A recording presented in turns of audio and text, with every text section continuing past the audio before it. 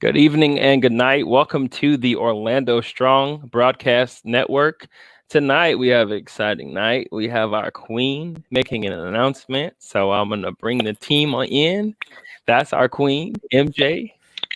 Got Jay Wise, and we got Brian Splover, our production. Welcome, welcome, welcome, everyone. Thank y'all for being here. And man, we have a gift and a treat for you all at one. Our brothers, Twan and John, will may or may not be joining us at a later time tonight, but we're gonna stay hopeful. Yeah. And MJ, how you feeling? Oh my gosh. I'm Your so, stomach is about to explode.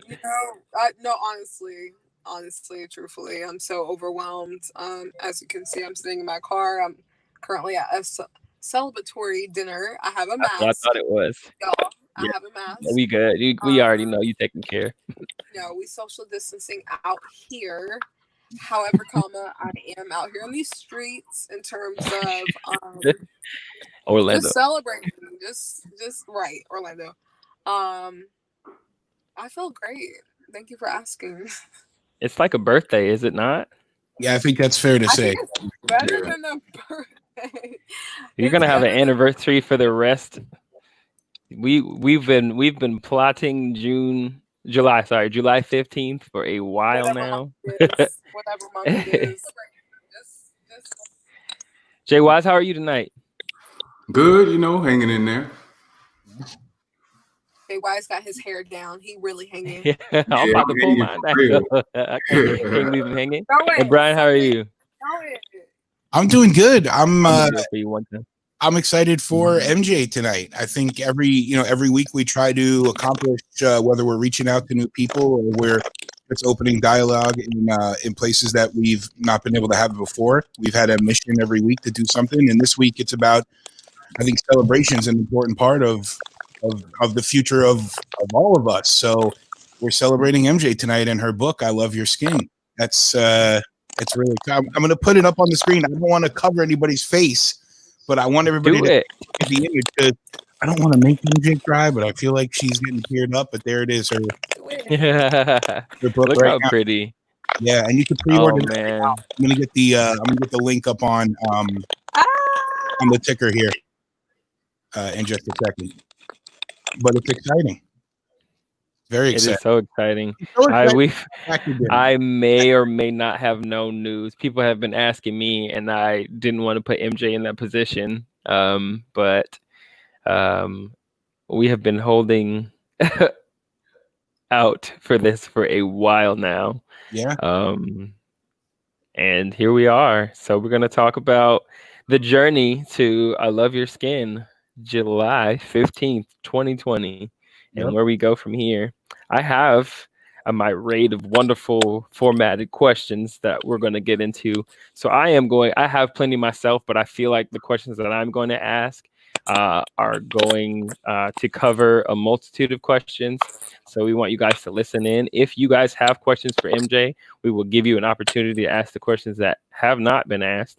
But I would like to give credit to, is it Matthew Vasquez? Matthew, Yeah. my experience with him has been unfortunately limited. However, I was invited by MJ to watch one of his streams about a month and a half ago, and very informative, very charged. Louisa, MJ has a book coming out. Oh, she didn't know? I feel like she knew. Angel Perry, congratulations. I feel like that's not her picture. Oh, queen. Thank you so much. Oh, is it? That Hey, is her Matthew picture. Vasquez in the comments. There he is. So yeah, we will hopefully I will be seeing that face next to ours. He has a story to share and just a position in this movement that we would love to hear from. Is do y'all hear that? A little bit, but I don't think Yeah, it's Okay. I didn't know if it was just me because you know the way this internet was act I up. hear it. I hear it a lot. Do you? I think it's you. It might be. It's me. All right. No, I don't know. let's see. Actually, I don't know. Yeah, it's all right. We'll make it work. We'll press on. This is the right. You're right. Pressing on. All right. So we're gonna get to the first question. MJ, how do you feel now that you finally shared your news with people?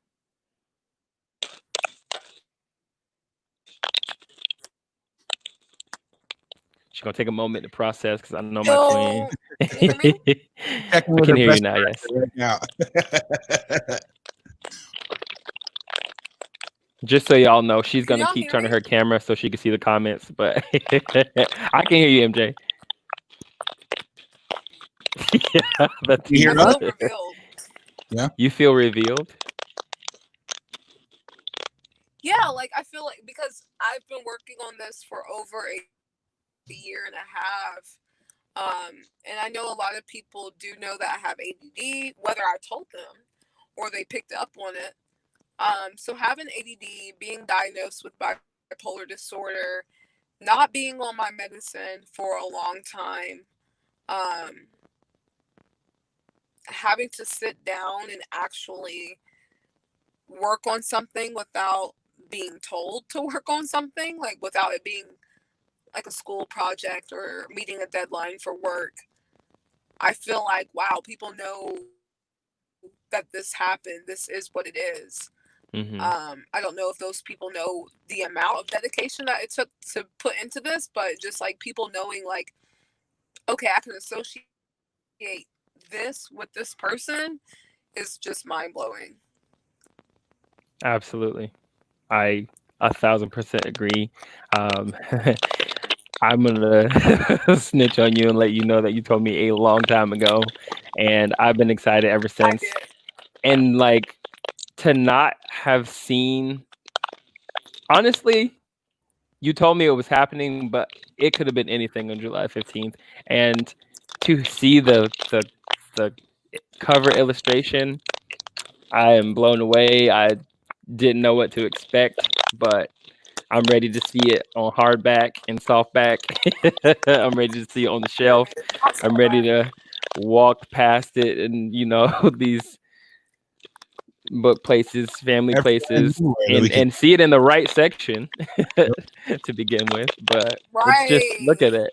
Like I've never seen a book with two young individuals, pretty eyes, pretty skin, beautiful hair, your name on the front. And here we are in 2020 during the Black Lives Matter movement. Let's get into the next question. So Why? go ahead, Brian. I got one real quick, Cedric. I'm curious because absolutely. Hey, at any time, Jay Wise, Brian, if you're gonna ask a question, and if I ask it later, then I will like say that you touched on it. But please go ahead. I'm just curious when you're able to put your artistic side into your personal life and share that with everybody.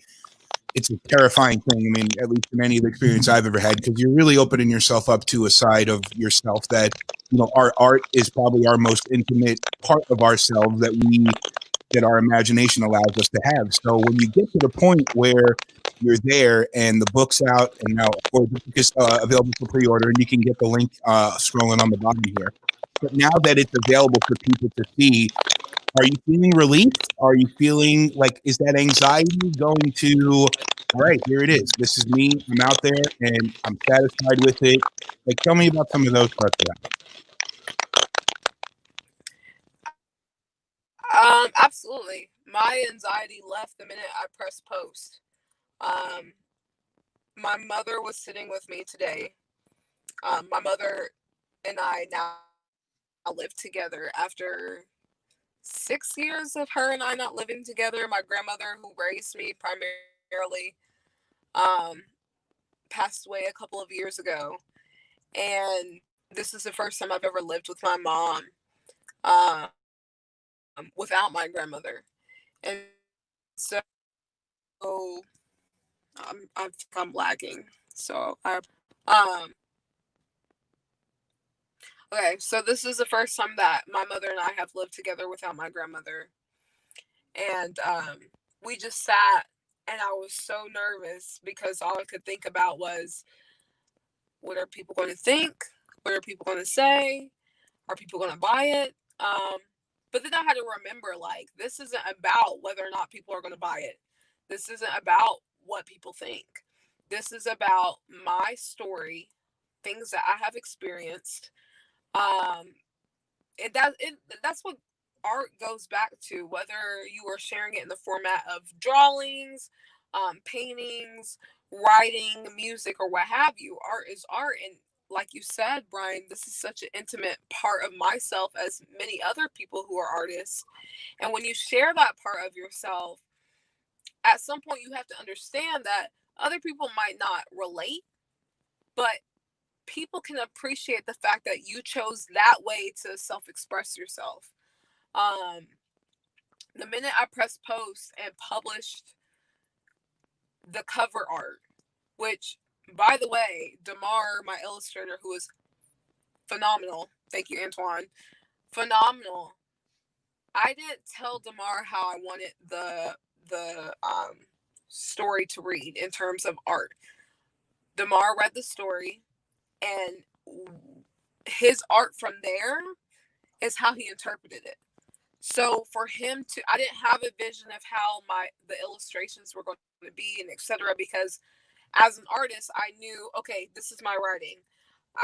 It's like when you read a book for the first time and you sit down and you're like, this is how I picture the character. However way Damar interpreted the characters that I wrote, I wanted him to write them out, or draw them out rather, the way that he read them. So for both of us, my anxiety completely left the room the minute I pressed post, because I realized and accepted this is who I am. This is a part of me. This is a story that needs to be told, and is, more importantly, a story that needs to be understood. Yeah. It's got to be said, and I hope the satisfaction is there for you. And that's something I also sympathize with. And what you were saying, MJ, is but I'm sure it's the same for you as it is for me. If you could strictly survive based on the satisfaction of sharing your art without collecting any money, you'd probably do it. It's the same thing for me. Absolutely. But what comes with that is the expense of your emotions and your feelings and everything that you put into your life and your experiences in life and everything like that. And especially at a time right now where, you know, it's so relative to everything that's happening in our world right now, everything that's happening. And it's just, I've said it a couple of times. I said it off the stream. I said it on the stream, and I'll say it again. It's exciting to see people accomplish things that are passionate to them. And congratulations. And, hopefully I've already pre-ordered it for my niece. And thank you. You're welcome. You're welcome. You. I have the sheet. I have it filled out on a tab here, and I'm going to hit send as soon as I can get to my wallet. But it's just I said it from the beginning, MJ. You're a genuinely caring person. I think that everybody that's involved with Orlando Strong Broadcast Network is a genuinely caring person, and they love communicating and sharing their life and what they know the world to be up to this moment. And it's such an exciting day for you, and it means a lot that you share it with us. It means more than I can explain. Thank you. Same. I Thing. want people to understand. I'm trying not to cry and get emotional, because that means so much to me. Right. Come on now. Gotta say it cute. Out here in these Orlando streets. If there's anything that I want people to know about the book, if you see the picture, thank you, Jane. Oh my God, Jane. Oh my God. Okay. Don't cry. If there's anything that I want people to understand about this book, you see the pictures of the photos of two girls, Jamila and Shayna. Both of those names mean beautiful in two different languages. One being Arabic, and the other, Jamila is in Arabic, meaning beautiful. Shayna, I don't remember the origin of her name, but both names mean beautiful. As you can see, those two are completely different. They are opposite of each other. I would say Jamila reflects me a little bit more. I just put my hair up before we started this, but neither one of these girls, you can't look at them. Maybe Jamila, you might associate her with the Black community, but in this story, I never use the words black and white because the story is about loving the skin that you're in, and primarily about colorism. Colorism is a topic of discussion that exists in more communities than just Black community. It exists in the Filipino community. It exists in the Hispanic community, and so on and so on. So I need people to understand that with this story, with this book, it is something, it's a message that can go across to all different types of people. And it, again, boils back down to just accepting who you are and loving who you are. And one of the, oh my gosh, that was the dedications that I make in the story, aside from my grandmother. I dedicate the book, you'll see in the dedications, is that is for people of all walks of life, for all beautifully crafted children, as well as the parents who are going to be purchasing these books for their kids, for their nieces, their nephews, or children who have not identified themselves yet. There are no limitations on the story. Just because you see two young girls being present, there are no limitations on the age group either. Brian, put your wife's comment up there. All right. Pyramid. Shine, That's that's it. beautiful in Yiddish. That's the one. That's it. All right, let's get into these questions because I'm about to go in. I'm ready to eat. Everybody eats. Number 2, Let's get why was writing this book so important to you? Why was it important that this one specific? I'm sorry, that this one specifically was the one to release first. You know what? God is funny. The creator is He ain't funny. funny. Whomever you identify God to you, whether it be just the universe, the creator, God, whomever, everything plays their part. I mean, that's weird to say, but timing is right. Okay. I started writing this over a year ago, and now here we are in the height of BLM, amongst current events, as well as during a pandemic. And I wrote this story in one setting. I sat down, I wrote it down because it was on my heart, it was on my mind. Growing up in East Tennessee, being a dark-skinned female and experiencing colorism for myself, having a sister who I never refer to her as my half-sister, although she is, but she is lighter skinned. Her mother is white.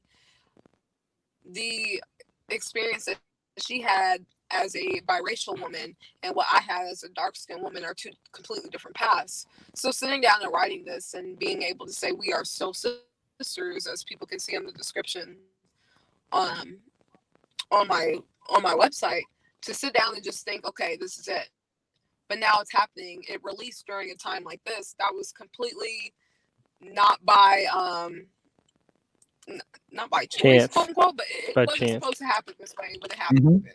So I wrote it just simply based off of experience. I love it. Did you find it hard in any junction with your experience to verbalize it or put it into words? Sometimes thoughts don't exactly replicate into words easier. So did you have any struggles when it came to that? No, even as someone who is not lighter skinned, you'll see, like, when once you read the book, that it doesn't go into in depth because, again, it is a children's book. I wanted to just cut the surface. I've seen a lot of books recently about, advocating for loving your hair, loving who you are, but I haven't seen, I'm not saying they're not out there, but I haven't seen a single book for children about colorism. I'm quoting it because I know that Lupita came out with a book about colorism for a darker skinned girl.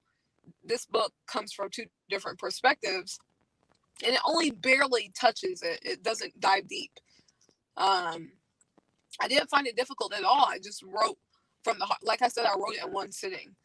I just sat and just Wow. went for it. So, but it's a part of a series.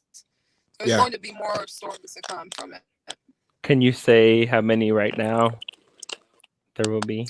I don't know. Cool. And Say that's less. not even on some red carpet. Why have limits? That I don't know. Like, Yeah, no limit. I No will limit. say that I'm allowed to say I'm allowed to do whatever I want. Okay. As an artist. Say it again. Yep, Run it I'll back. do whatever I want. Hit the But the rewind next button. book is about grieving. Any story that I write, I want to write about my experience as well as some topics that we just don't really tap into. And the earlier on that children are introduced to topics that maybe parents, and I can't speak from a parental perspective, but maybe it might be a little bit difficult for parents to tap into that. Maybe they don't know how to introduce those topics to them. My next book is about grieving, and I'm almost finished with that as well. So, did you say breathing or grieving the first time? Grieving, Grieving. experiencing Okay, that's what I loss. thought. Awesome. So I want, the power of two is so crazy. So Power you just said I've known you for, it feels like 20 years. It's probably been 2, but you just said that you grew up with a light-skinned sister, and I did not know that about you. I don't know if you know it about me, that I grew up with a light-skinned brother, but I just pulled up a picture just to show you. It's gonna be on my phone. It's gonna be super ratchet real quick. Sorry, Brian, production, I didn't get it to you, but I Okay. just was thinking, guy was speaking, and I pulled it up. Tell me this is not the cover of your book. And if you could just, it's unfortunately Wow. he has green eyes. I have brown eyes, and if we look at it's insane, but The book back then. Wow. There it is. I'm not surprised, but like, wow, a little side by side. Power to. Yes. Wow. Let's get into the next question. I just want to. I have no Cedric, words. before you keep going, Cedric, Wow. you and MJ have a friendship and you admire what she's doing. What is it like for you to interview her? You must be beaming with pride right now. Just Brian, like, I helped her move yesterday, like I told you, and so we were so, like, every time I hang around her, I'm just like, it's the best moment. But we don't get to hang out a whole lot, especially now with the pandemic. But it's just like we vibe. So I just got to like physically meet her mom yesterday, and just like opening the door, we had like a little mini party. That the apartment was empty, and like I got to meet Dallas, who's watching. I got to meet him physically for the first time, and it's just like, talk about meeting your heroes, because like I ain't even gonna get in this. It's not about it's not about me right now, but like this week is just like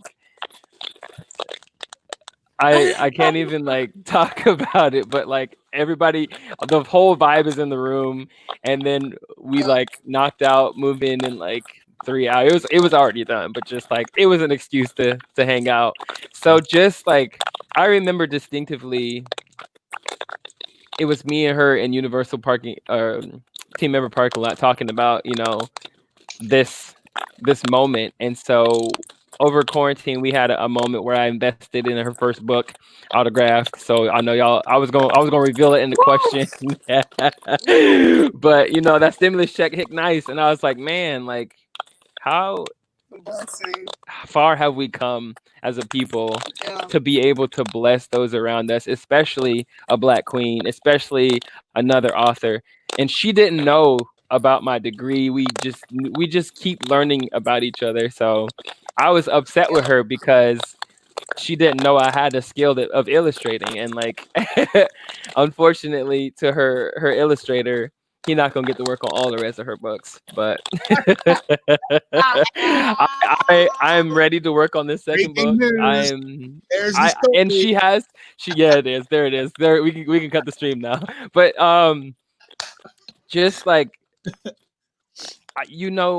starting to see, like, I saw Lupita. I saw her book recently, and just seeing the gentleman about the hair. He just did one, and they're about to take it to a network. I think it's HBO. But just like to be able to begin to Matthew and see Carrie. him, yes, to start to see this representation for our children. I don't have none. MJ, we got our puppy kids, but like we can make, there's plenty of dog movies out right now, but these little Black kids, these mixed little girls, these um what is um girl dad, these stories, and like just black families. And today I was sitting on MJ's couch yesterday, and a Fruit Loop commercial came on, and both of the kids were black. It was a cartoon, and both of the kids are black. And I just, growing up watching TV, I never really saw that, Yeah. except for like Yep. you got the one code name Kid Next Door, you got the Proud Family, big ups to that. Number But it was just 5. like, Number 5. right, Say never her forget. But say her name while she alive. Give her flowers while she's alive. But it's just like you could like literally pick them out, and it's just like Yep. I was looking at something. Keenan and Kel just had their anniversary, and it was just like they was really doing it for us, and we didn't really know like that's the extent of where we were. But now Yeah. we're gonna have a plethora of representation for our kids, and I'm super excited about that. But for to have like my literal best friend like to be a part of that, like and like like she's powerful, and go ahead, and she's strong and very like vocal. Like I knew as soon as Orlando Strong Broadcast Network was a thing, I wanted her to speak, and like she's my confidant, and I'll run some stuff by her. I've been sending her videos and like getting into topics and stuff. So we're ready, but like this is a marathon, so we're gonna hit all that. And I want y'all to stay tuned in. We appreciate everybody for being here right now. But it's just like for her to like go from like the microphone to the pad and the pen. She not rapping, but like art speaks. So like she putting out I books, mean, literature. Like I remember in high school reading Fahrenheit 451 and the power of books, and I was just like, they out here burning books to like keep knowledge away from people. yep. If you think Yep. about it, like you think about Yep. the Bible and the dictionary and like all this other literature that transcends time, an album is only going to go so far. You need things to play that album, but all you have to do is open a book up. And Yep. the thing I love about a children's book, like I teach kids, so like I love a good comic book. I love,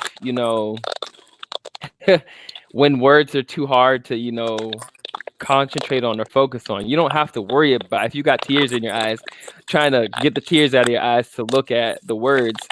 But art speaks to where like you can your vision can be blurry, but you can still see what's happening. Like you could squint right now, and I can't see that it says I love your skin, but I just see a light young lady and a dark young lady next to each other, and their eyes are super expressive, and it says so much more than what the words on this page says right now. And Yep. I love the fact that little kids can be in a bookstore, not waiting Yep. on mommy, while they're talking, and just grab this book, put it on the table, stare at it for a little bit, open the page up. Like I really want to see what the first page looked like. I was gonna ask her what the back page looks like, what it says, but I saw Alex in here talking about don't spoil it. But you know what, Alex? This is more than MJ's fan club. This is more than 300 reactions in 27 pre-orders. This is y'all doing y'all part in allyship to make sure that y'all are educated on what's happening in this book so that you could sell it too. And this is how advertising works. Like it's more than just putting it on a shelf and doing your part to make sure MJ get her money. It's being able to speak for this book. Y'all, who knows how long production's about to take? It could be a month, it could be 3, but right now, this could be a bestseller. It's going to be a bestseller, and I put that on God. But right now, we can do what we need to do to get these pre-orders to record-breaking numbers. Nobody knows anything about the book, but we know what she stands for, and so. I just want to say this too. I'm sorry if there are any children that are watching this, because I'm gonna say a bad word. The word I'm gonna use actually fun fact. There's a movie that came out called Gone with the Wind, and it's the first movie to ever say a cuss word. And I'm using the cuss word from that movie, okay? I don't give a damn about numbers in terms of what money I'm receiving. There's a discount code if y'all need to save some coins, because I know we're in a pandemic. If you sign up for my newsletter, you'll receive a discount code. Use it. Save some coins if you need to. But what I care most about, like Cedric was saying, for those who have been, talking about Black Lives Matter, Black Lives Matter, whether we're a hashtag or not, okay? And I mean that in terms of this in particular. I need you all to share this, not just with your nieces that are Black or mixed or what have you. I need you to also read this story to your children who are white, to your children who are Asian, to your children who are Hispanic, to your children, to your neighbor, to whom in your classroom. I needed to reach, because colorism exists, and it's not limited to those communities that it affects. During the BLM, during Black Lives Matter movement, we've talked a lot about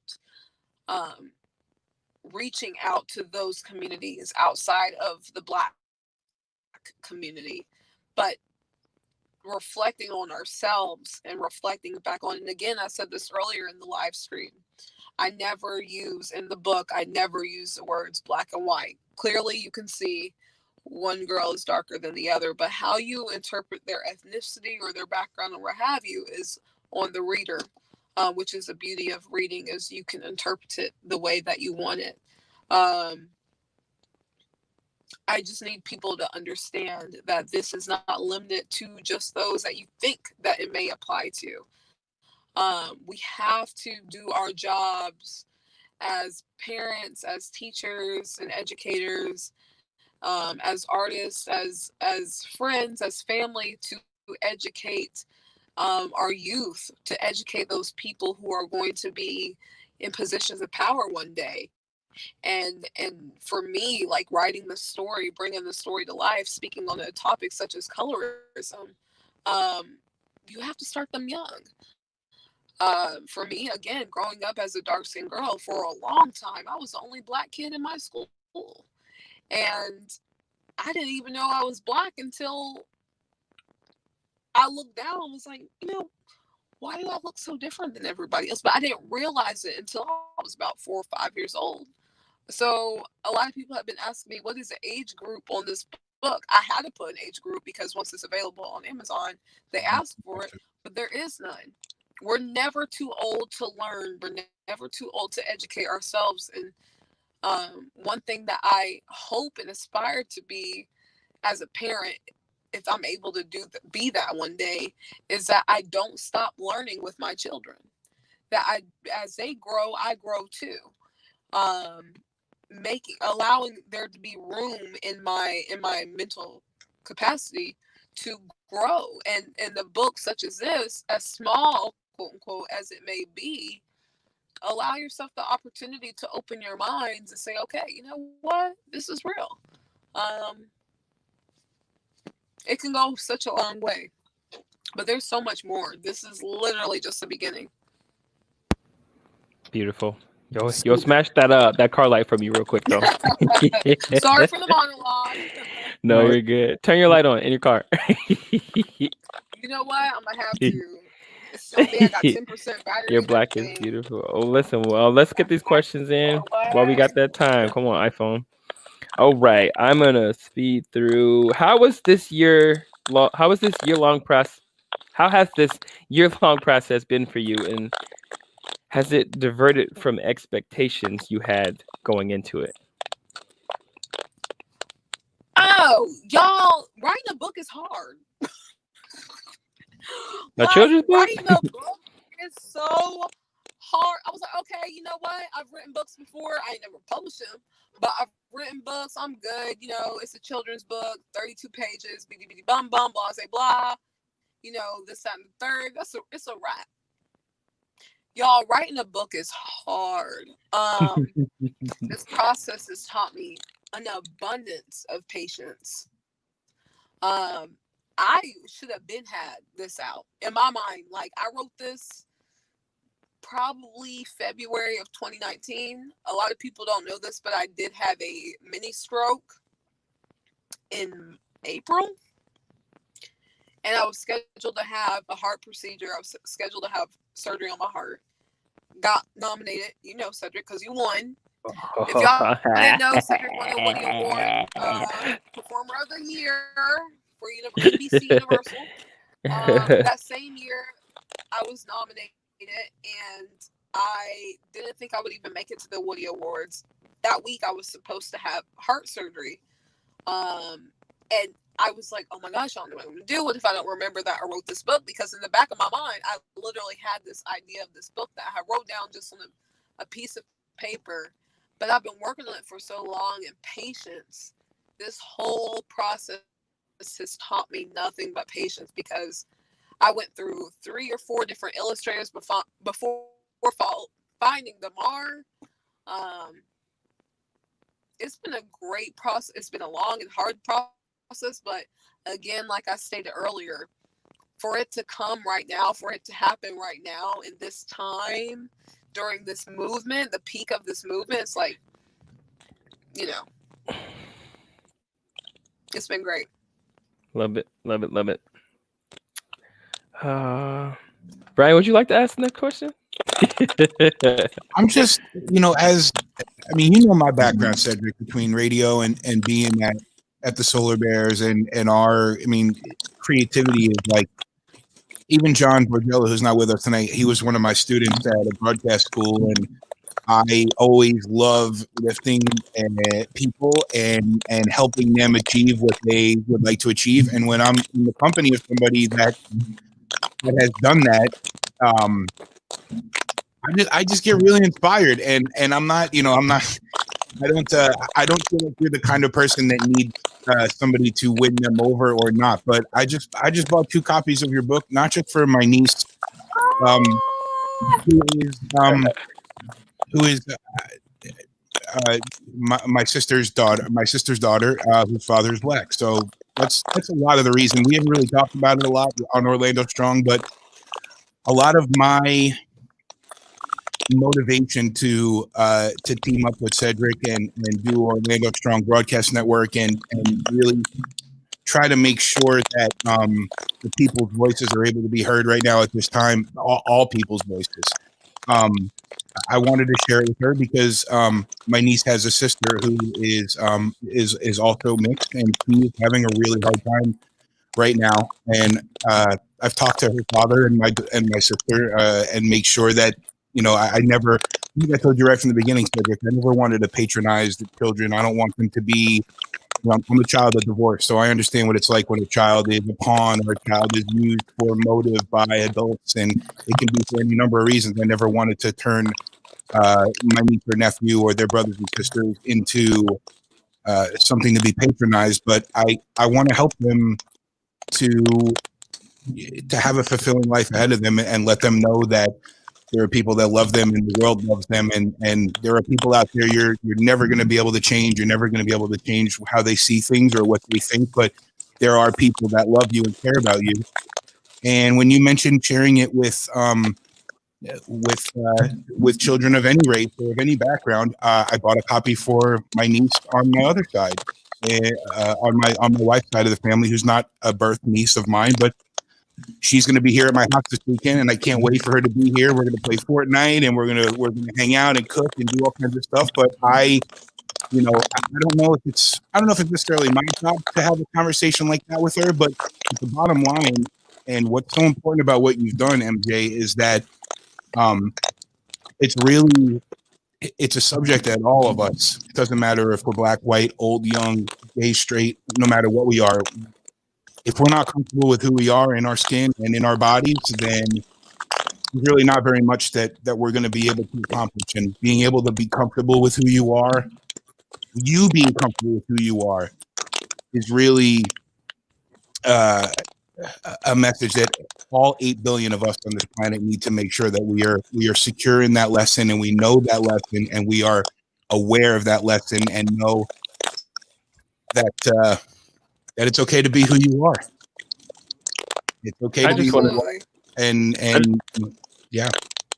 I just want to say it's so awesome that we can have this candid, organic conversation while having topic being you and your book. I love your skin, but we're literally getting to know each other, and the Orlando Strong Broadcast Network is getting to know us at the same time we're getting to know each other. So that's so beautiful. Question number 4. Who is this book for? You're welcome, MJ. Who is this book for? What is the audience you're trying to reach, and why? You answered that already. And it's beautiful. Yes. Question number 5. What do you hope people take away from not only the book, but from your story as a new author? Come on, Matthew. Okay, you reached. I'm gonna get straight to it. I need people to understand that whether or not somebody experiences something for themselves, it doesn't mean that other people aren't experiencing it themselves. And say that one more time. In terms of, okay, one more time. Just because you don't experience it yourself does not mean that other people around you are not. This is a story that I believe can relate to so many different people. And again, as I stated earlier, this is not limited to the Black community. Colorism exists in so many other communities as well, which is again why I never stated the words black and white in this story. This is real, it's alive. People may or may not feel less than someone else, and I need people to be comfortable in who they are, whether they are a grown adult or a child. No matter who they are or where they come from. That's the message I'm trying to get across. And that's what I hope people can take away from my book. Beautiful. And all lives are going to matter, y'all. We'll simply put. But they cannot matter until Black Lives Matter, and then every other life that y'all made feel less matter. So don't think this ends with Black Lives. So I Love Your Skin is going to be that book that we refer to first on the elementary level.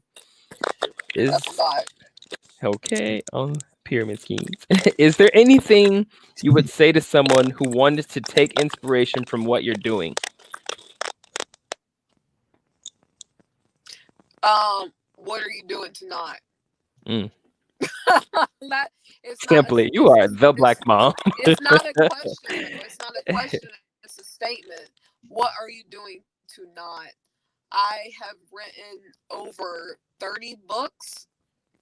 I've written multiple plays. Some of those plays have become adaptations into playwrights for ETSU, East Tennessee State University, back when I was in middle school. But again, none of those were my projects and my projects alone. If you have a story, if you have art, if you have lyrics, if you have anything that is self-expressive for you, and you're not doing something with it to better your surroundings, and whether that mean educational purposes or just for other people to relate and understand your own feelings and emotions, what are you doing?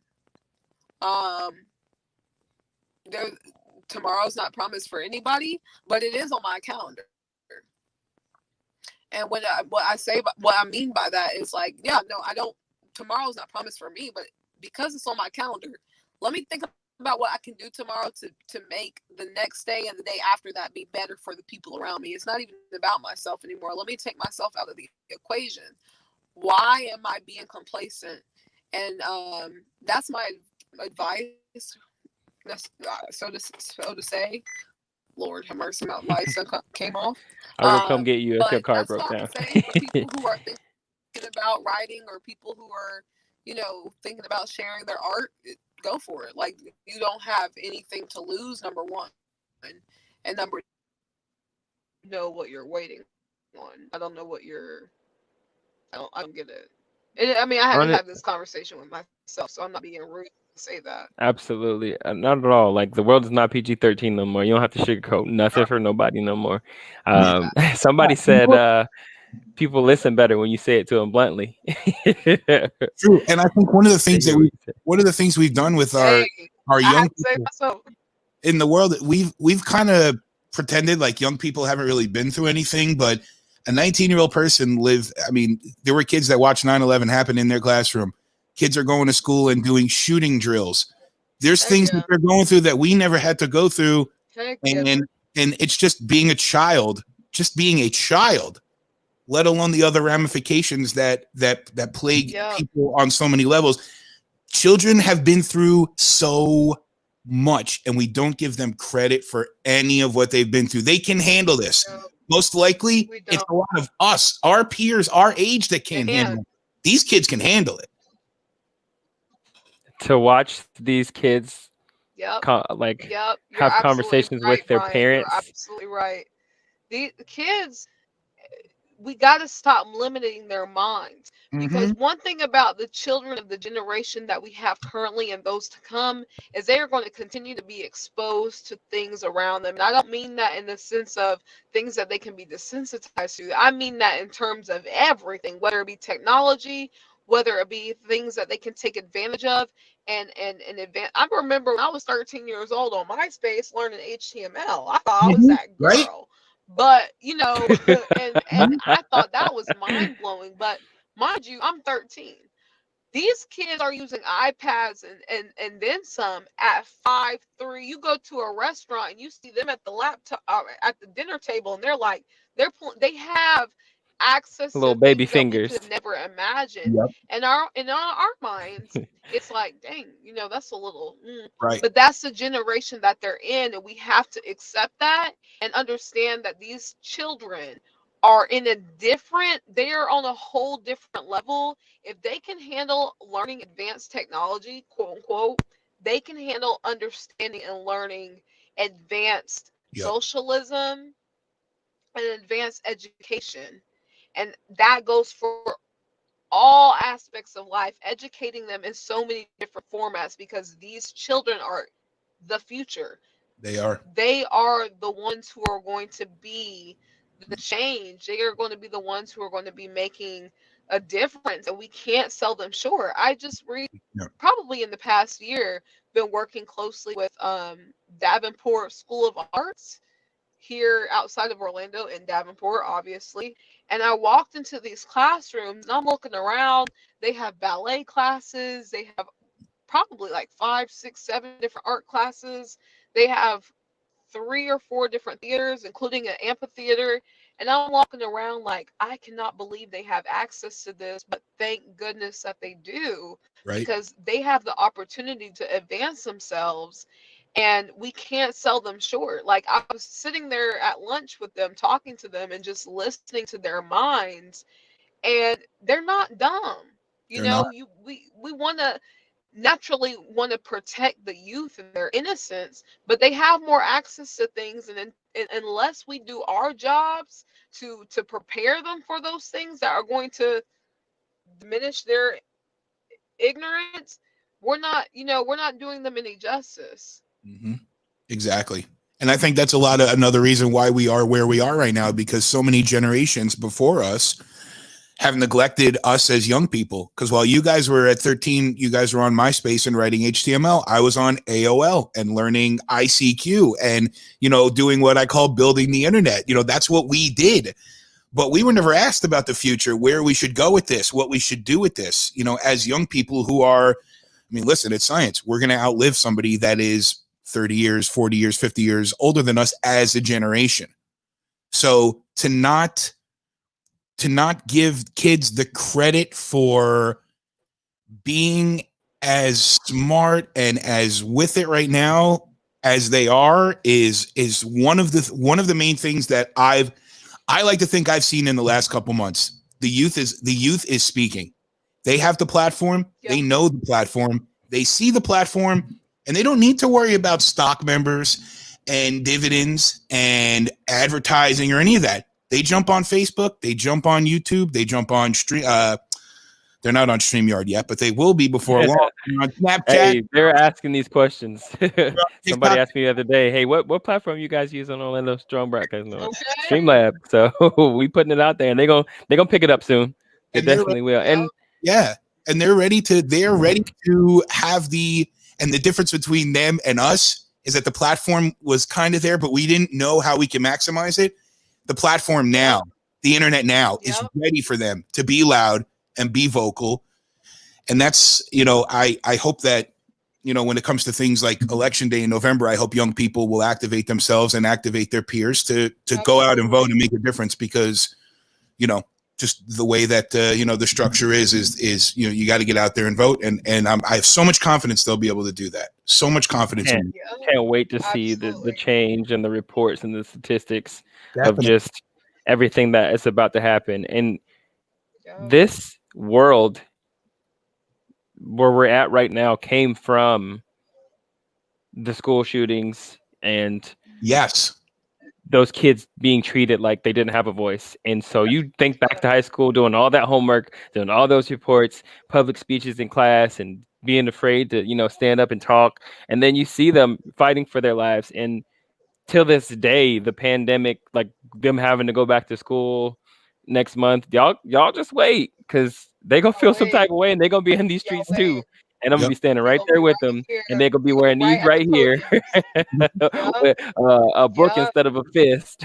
Like they're just the same way creative, because like MJ, you said it earlier, like it's not about me, and it's not about MJ, and it's not about Brian. It's so much bigger than us, and like everything that we do, every little bit of energy, the looking to our right and our left, the people standing with us, like it could be 7 of us, but we're gonna make a change, or it can be 7,000 of us, and we're gonna make a change. And those kids, those kids are gonna they're gonna wake up. They a little bored in the house right now, and they're in the house bored, but when they realize, that a little bit, that these masks and these numbers are not going anywhere, like I had the opportunity to see it in my workplace, and it was just like it boils to a point, and somebody gonna pay, and it ain't gonna be them, because you had your Greta's come out, and she spoke on world climate, and the kids, what was the school, Shady Brook, which one? The one where they were speaking on the news and stuff. Sandy Hook. Yeah, that one. Like them kids gonna be back, and they about to be 18 and in legislation. Like, y'all. But it's true. It's true. At the end of the day, like, there's 3 things that count against me, because I'm gonna be real transparent. I don't have my degree. Okay, I'm gonna get it. I don't know when, but I'm gonna get my degree. But there are 3 things that count against me in life. Right now, in this moment, there are 3 things that count against me. Number 1, I'm a woman. Okay. Number 2, I'm Black. Number 3, I do not have my degree. Now, the degree is neither here nor there. It's a piece of paper to tell everybody else that I have my education. However, I read. And I stay up to date. I educate myself, because Google there's is one free. thing. Okay, Google is free, but if there's one thing that this world cannot take from you, they can repossess your car. They can take your home. They can take the things in your home. They can take the clothes off your back, but they cannot take what's up here. And education is so important in these kids. What they know, what they're going to know, what they are going to teach other people, including myself. The world is literally their oyster. They have it at their hands. They have the resources. They have the tools. They have the accessibility. They are able to use the knowledge that they have, as well as gain knowledge and make a difference. And that is exactly why I am tapping into, not necessarily tapping into this industry of children's books, but it's I mean, just, you have to invest in these kids. You have to. That's why I taught. That's why my wife, when she worked at Kennedy Space Center, they did events for Boys and Girls Club, and the 2 girls that were hosting the event, they were like 14, 15 years old, but they enjoyed speaking in public. And Boys and Girls Club is children that are they're in need of a little bit of help. They're in need of a little bit of lifting and a little bit of love. And I invited them to come to the radio station one afternoon, even for an hour, to come in and see the room, come in and record your voice, see what it's like.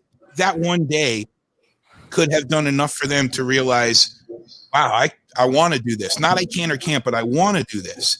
And the only other thought that I have, MJ, off of what you just said, is that nobody can ever take your mind from you and your brain. But the kids today are not using their brain in a meticulous, straightforward way. They're using their brain in tow with their heart, and they know what they're doing, and they feel passionate about what they're doing, and they feel confident about what they're doing. And they, it's worth investing in the youth. It's always, it's worth it. Everybody needs it, but if you can invest in youth right as soon as you can make an impact in their lives, then that's it. And it started early too. You have to start it early. But I unfortunately have to leave. Absolutely. I appreciate you all. Listen, before you go though, MJ, so much. you have to start your car because you had your battery running the light, and I don't want your battery Oh man. Just let the people hear it. Let the people hear it. You gotta start your car. Keys. I ain't even worried about it. Turn it on real quick. That's Go what and I've do been it for a minute. Hold on now. All right. Let me let y'all know real quick. Ooh, you hear that? She on? Yeah. Ready real quick. It's on. All right, good. We're good. I just want to say thank you so much for allowing me the opportunity to use this platform to speak a little bit about what I have going on in my life. The publication date today is July 15th. It's also my grandmother's birthday on my father's Come side. on, grandmother. So, Happy birthday, Grandma. Big birthday, grandma. And I appreciate you all. I love you guys, all three of you, my kings. And Choo choo choo. I'm gonna go back in here. I have my mask, y'all. It's in here. Enjoy I'm your gonna go back in here and finish eating. Enjoy your celebration. I have my mask. Hey, if you guys have any questions for MJ, I just created a line in the chat. So if you are there past that line and you have questions for her, go ahead and ask those questions and she will tune in after her celebration. Not tune in, but check those questions out for you and answer them for you. But definitely check out her website scrolling at the bottom. It's at marissaj.com. Is that what it is? Before I go, Black Lives Mr. Matter. Black MarissaJWhite.com. lives, Black queer lives, Black trans lives, Black people with disabilities. I love you guys. Thank you so much. Thank you. Thank you for sharing this with us, MJ. Thank y'all for being here. That's awesome. Until next time. Peace. Bye. I'm gonna put the book up one more time just to make sure. Absolutely. That's some beautiful That art. beautiful artwork. Jay Wise, what's your experience with children's books and representation growing up?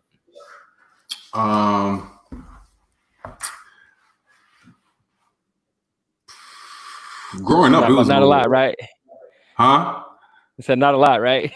Well, yeah. As far as representation, I can't really, remember anything in particular. It's usually just. So you mean to tell me right now that Static Shock isn't the inspiration behind your hair? No, I'm a little older than that. Oh, really? Come on, Black Don't Crack. I'm a little older than that. You know what I'm saying? I had author. I do my age. I had author. Oh, come on, the Arthur with the fist. I was raised on Arthur too. I don't want to ask you how old you are, but I had Arthur too. Yeah. So I grew up with that, and growing up, I was more exposed to creatures that kind of represented a human experience. So, like teddy bears and, Care Bears and, those type of caricatures. So I didn't really see like Miles, like how you see how the younger generation is going to have the Black Spider-Man Miles or whatnot. Right. Even though the Black Spider-Man existed for quite some time, it just wasn't as popular as it is. We didn't have it in our media as much. Right. Yeah. So I just grew up with, Sesame Street, Reading Rainbow. So Reading Rainbow was like one of my favorite things. to see a black man on TV. And that's where I got my representation from, you know. Mhm. So the PBS network did pretty good kind of broadcasting of a variety of different ethnicities and races and creeds. So yeah, that's how I grew up. And you know, I've always been a book kid. You know what I mean? And I even grew up on book fair. Did y'all have book fair? Did y'all? I don't want to date you. Okay, you had book fair. All right, cool. Scholastic. You know okay, all right. Yeah, so I was a pretty big book fan. So and that's just more because of, you know, my dad was just really on top of me when it came to reading. So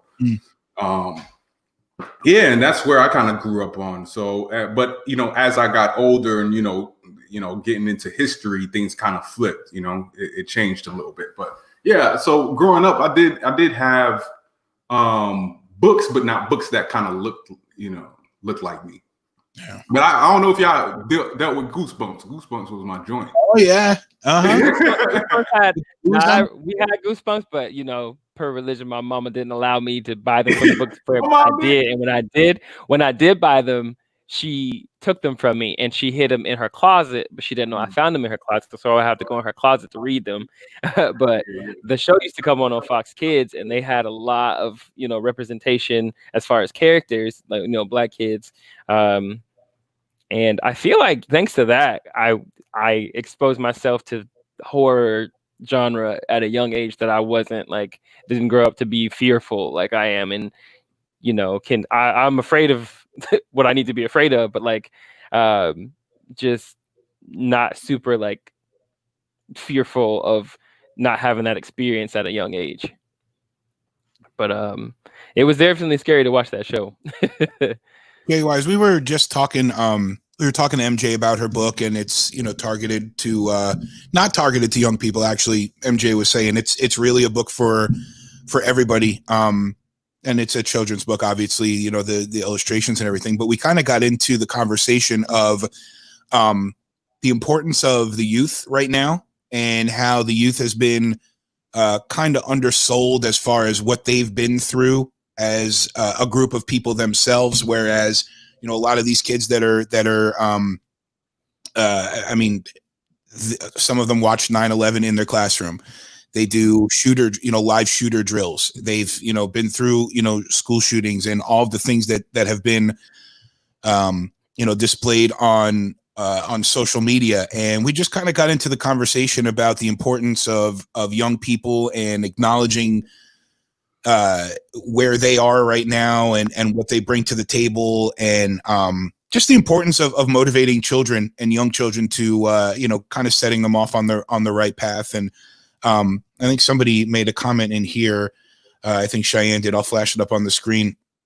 Just about last week, MJ was talking about teaching the youth and making sure that the you know, the right way of the world and the right way to live starts with the youth. So if you have any comments or I'm always looking for you to say something, Jay Wise. Like, I know last week after the show, Twan was like, Brian, you're going to be in on the show a little bit more next week. And I'm like, all right, but if I could listen to you guys, all three of you and MJ and John, if I could just sit here and listen to you guys, I am so fulfilled just to hear you, because, you know, I mean, there's a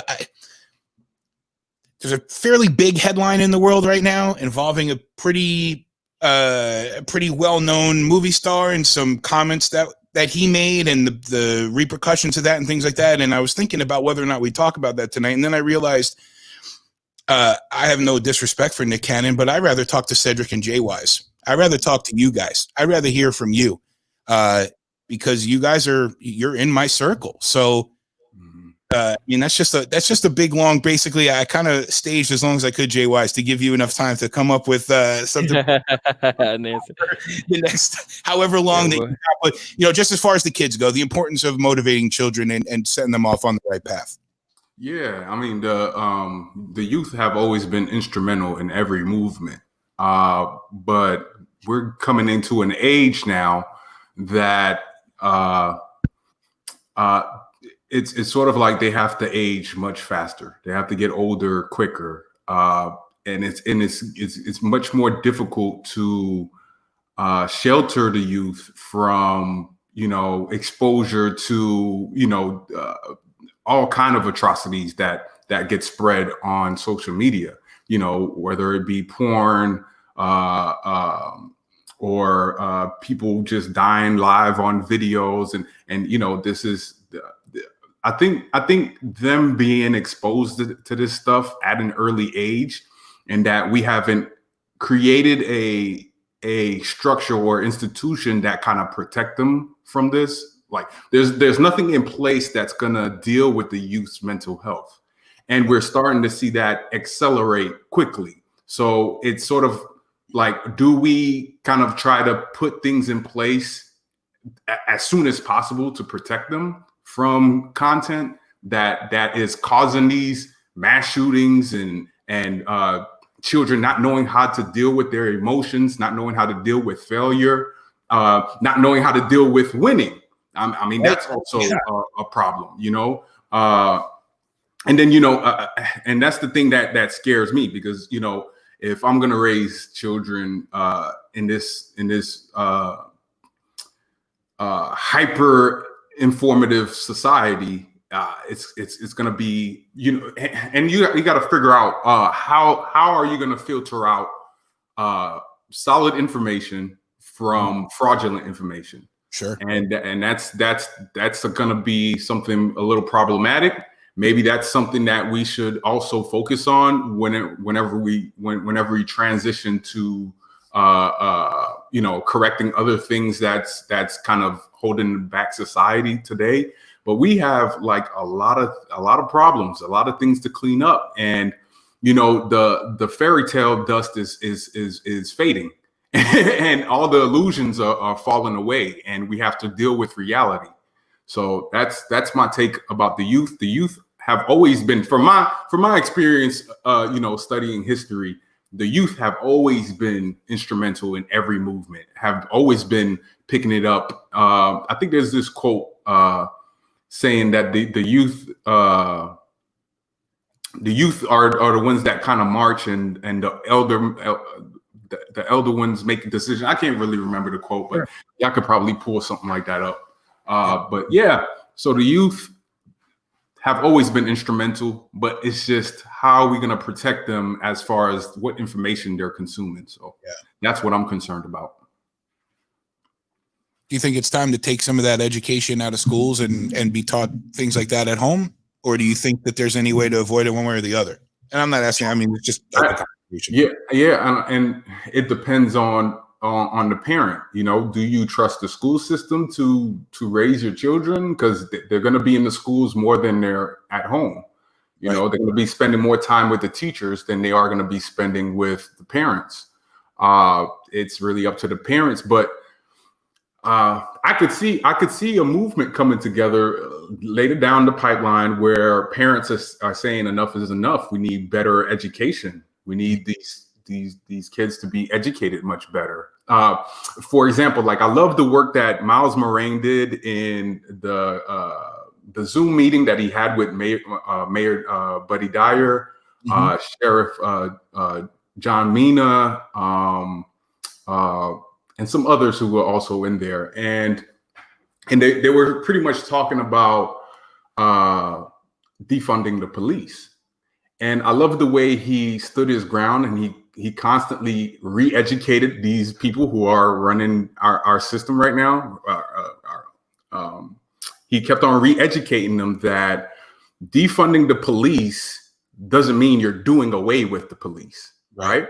It's the same thing when they defund education, right? So if you can defund education, then you can defund the police and use some of the millions of dollars that's invested in the police to create other sectors like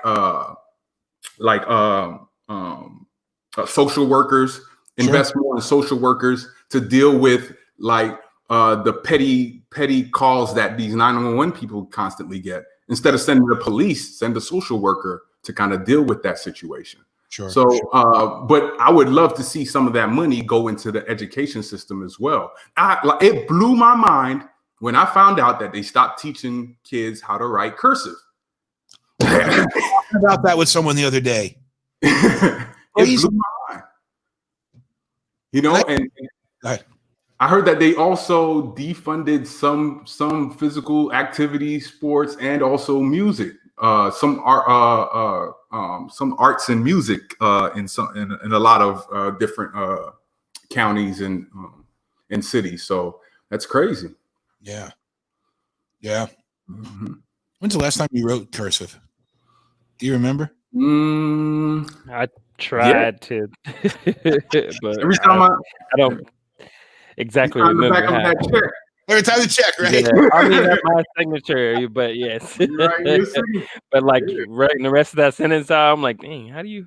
But I still think it's something that, you know, it's an art form that children should learn. You know, it's a small part of calligraphy, but I think they gain a lot of, I guess, respect when it comes to writing. Sure. They develop some writing skills, even though predominantly people write in print instead of cursive. So I would even dare to say that people predominantly in 2020 type more than they do. Right. They do. And that's where I was also thinking that then eventually they're going to do away with writing completely. It's just going to be typing. You know? Right.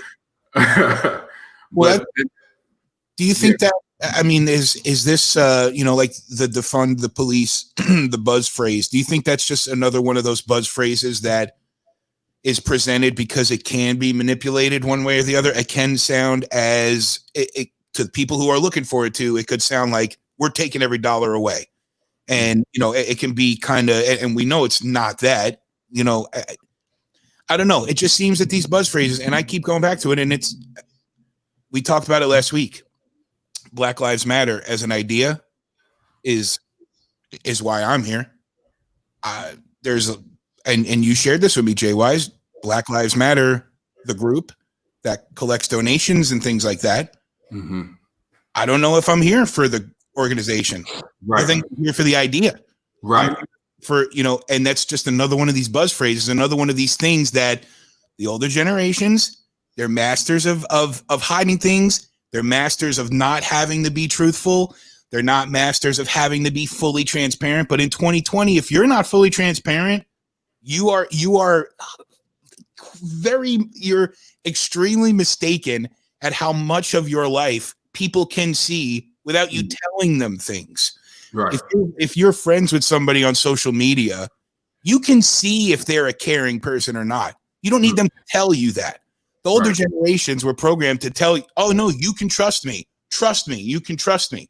You don't have to. If you really have somebody in front of you that you can trust, you don't need them to tell you that. So, like, you know, there's so much manipulation that still lingers and exists, and people dare call it the media. And that's another conversation for another day, because that's another thing that's been skewed as we're talking about it. What's the media? Is it this group of people that quote unquote has control over what you see? Or is media the medium of television and radio and the internet? What is it? You've created a buzzword that you can blame somebody for something, even though that's not exactly what we're talking about. We're not talking about, you know, you understand what I'm saying. And they also, during that meeting, and I kind of invite people to check that out. I think it was in one of the Orange County pages.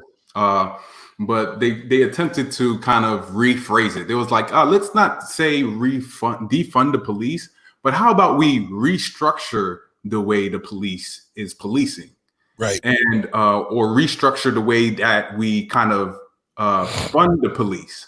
And in my mind, I'm like, that's the same thing. Yeah. If you're going to restructure it, you're pretty much going to either defund it or move the funds around to something else. Right. You know what I mean? But they play little games, you know, they play word games with the people, you know, and some people who aren't really up on game, even though I'm giving the public a lot more credit than the past, people are starting to educate themselves and they're not falling for the clickbait, you know, terms and whatnot. So, yeah. What's up, Cedric? Y'all said a lot. And I can't wait to, we get into that episode, but I'm ready for that. Ready to get the boy Twan back on, and Yeah. definitely hear from John. But Yeah. absolutely. Cheyenne was definitely in the comments Yeah, let me throw that one up. talking about we can't always rely on what's being taught at home for some kids, and when they're not at home, they're at school. Focus needs to be directed towards their education for sure. Also, the They after school programs. I mean, I've seen a lot of Yeah. those going away. Some parents, some of the kids leave the school and go home and be in the streets, and you know what I mean. So those after school programs were pretty cool. I would like to see a lot of those come back, especially if it's STEM focused. So if it's absolutely. a And then I like to program, ask where's that funding going to go back into those after school programs? At least go into these hospitals or these teachers not making as much as budget is allowing for. Right. Because Yeah, the teachers there's need plenty of places to put this money. Yep, especially with the fact that they're risking their lives now. Absolutely. I want to see cleaning opportunity procedure, or what have you, as far as like a budget towards that, because where's that going to come from? The schools are already poorly funded, but I mean, the money is out there. I mean, we're talking about in 1 month. I mean, for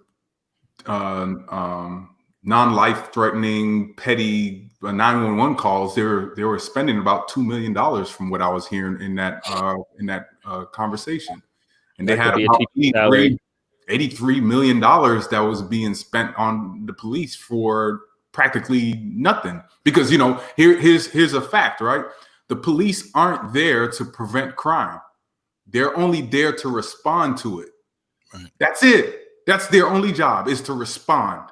They're great first responders, but when it comes to crime prevention, it begins with education, with putting an end to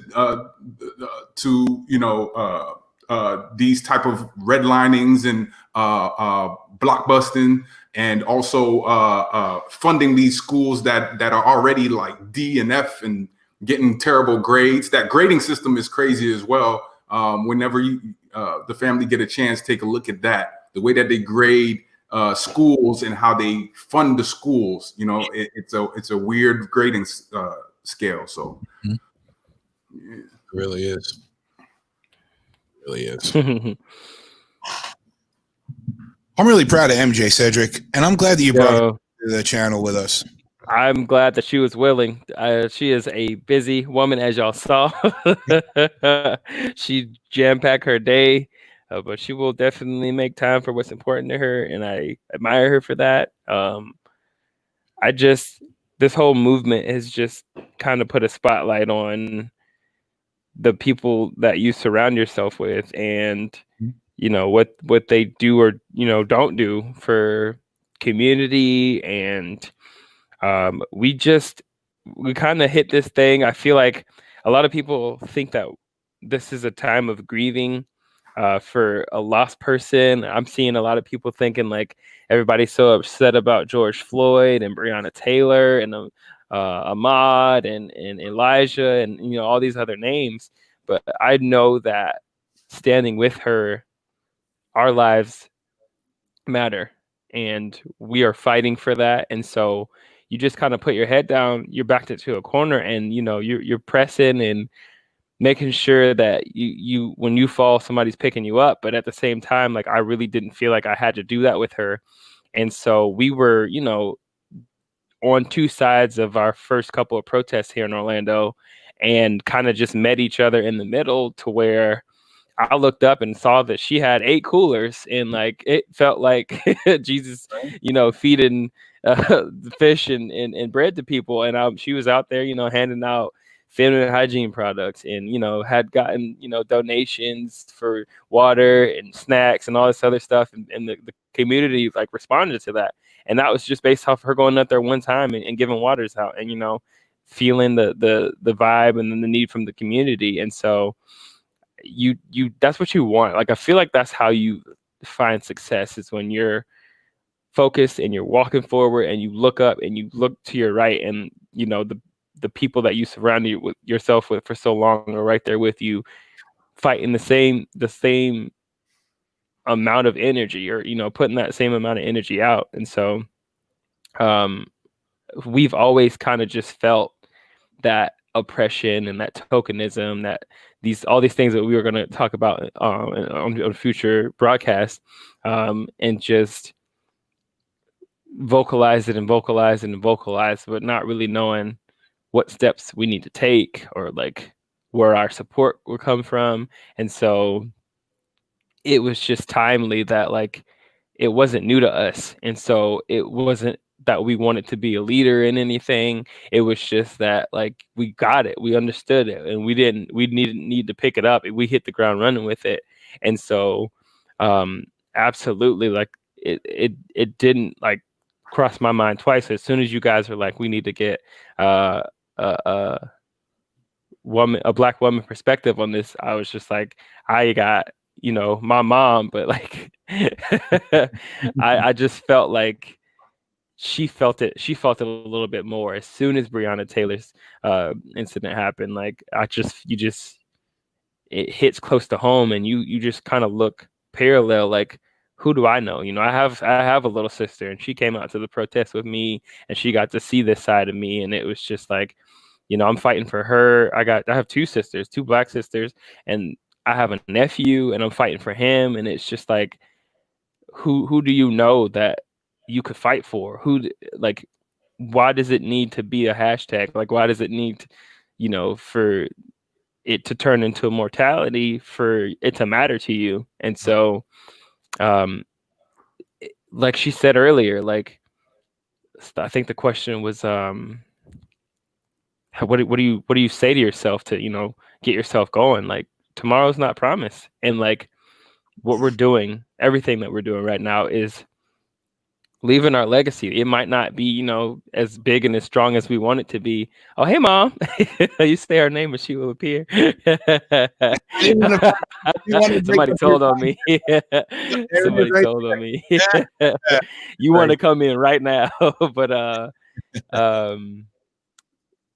you just you don't know how much time you have, or you know, when your time comes. So do it now. Like, we've waited all our life for this, and quarantine like brought that out of us. Like, you know, your back is against the wall, you left and right, your friends are getting furloughed or losing their jobs, and you're seeing the uncertainty. Your own city doesn't know how to respond to this unemployment thing. And it's just like, how as humans in like resilience, how do we come up from this? And you know, you start getting creative, and the skills start to, you know, to come out. You just start buying up everything. Like, something's got to give. Like, if you're gonna lose your money or your house, at least, you know, put these investments in things that like are gonna bring something greater. And so, you know, the art starts to form, and the books start to be created, and the productions start to lay out, and here we are. And it's just like, we're better for it. And you know, 365 from today, you're going to look back like, you know, what were you doing during the Black Lives Matter movement?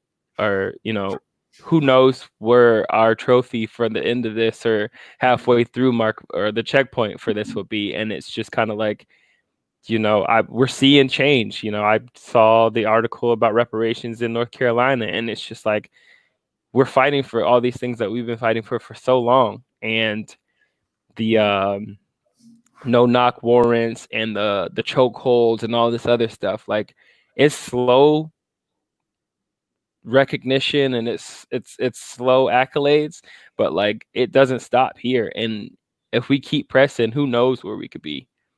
And I'm just excited to be a part of it, to, you know, have you guys, you know, recharge my energy, and just know that there are at least 5 people, 2 people, 1 person who's thirsty and willing and like know what day it is to like come out here and get this information from us. Because growing up, Jay-Wise, you older than me, you said it, but I don't know if we've had an outlet like this to where we could get together and broadcast. But outside of that, for people to pour into us and for allies like Brian, for us to be able to pour into you and everybody else sitting in your seat he's here to listen to and like open to it. And so I can personally say, being the token for X amount of years, like it's nice to have that, to not have to argue or let's agree to disagree, or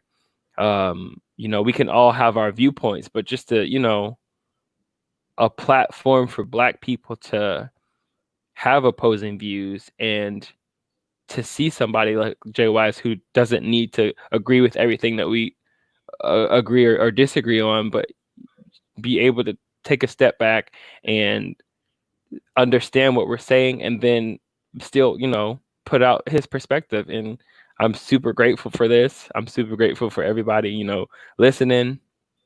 And it's just the beginning, y'all. It's so fresh right now. Do you This is the. Do you think for both of you guys, because you start to see it on social media via memes and different things like that, that in the past something like this would happen at any junction. I mean, I'm 38, so from 1981, whether it was Rodney King, whether it was Ferguson, whether it was there's so many names that it's hard to go back into the catalog. There's been so many, but it always goes through this cycle where something happens, the community's activated, and then things just kind of quote unquote go back to normal. And we're at the point now where people are starting to get the feeling this is like the jump point where it would quote unquote go back to normal. Do you feel like things are continuing to progress? Because I have a feeling there's a lot of things happening that we're not seeing. And there's also a lot of the world needs to work.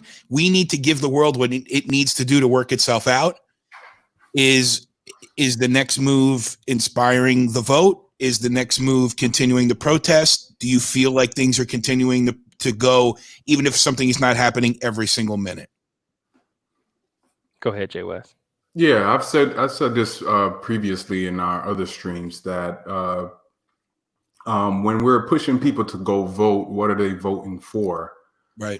And I said that, if we were going to have something in place that's going to kind of benefit the community and show some form of progress, this would have to have been put together 5, 10, 15 years ago. Right. And we would be able to put that on the table. Now, I've had the pleasure of working with Dr. Issa and some other individuals who I'm not going to name, but they did put a few proposals together in order to try to get, like reparations and get some things cleaned up in the neighborhoods. I'm not sure if we're going to go back to that. I do remember Ta-Nehisi was also working alongside with Congress and, sitting at the forefront trying to make some changes and trying to fight for reparations and whatnot. I do know that I'm not naive to think that this is going to be a quick change, because this is something that was built over 400 years ago. This is a structure that's been in place for quite some time. So I'm not naive to think that tomorrow these things are going to change, because like you stated, there'll be an event that triggers the people, and then a movement will bubble up from that, and then things will quote unquote go back to normal. Then something else happens and it bubbles up. So it's sort of like stocks. I'm not sure if the people ever dealt with stocks, but every time a stock will go up, it hits something that they call resistance. And that's sort of what we're facing right now, is that the people got activated, and we're out there, we're fighting, we're active, we're upset, we're throwing rocks, we're wanting change, we're demanding it, but then you're going to hit resistance. And the resistance to me is sort of like sports, video games, TV shows, all these things that become distractions, you know, and people thinking that there's an illusion of change, you know, because you aren't having as much of these things broadcasted. But and that's the thing about, sort of the special thing about social media, is that we can keep pushing forward and exposing these bad apples, quote unquote, in the police forces. Well, it's never going to just go away because we have the ability to constantly see it, whereas in the past we were able out of sight, out of mind kind of thing. Right. And now it's because of the internet. You could pull up a lot of information, and you can kind of see what's going on behind the curtains. You know, the wizard can't hide anymore.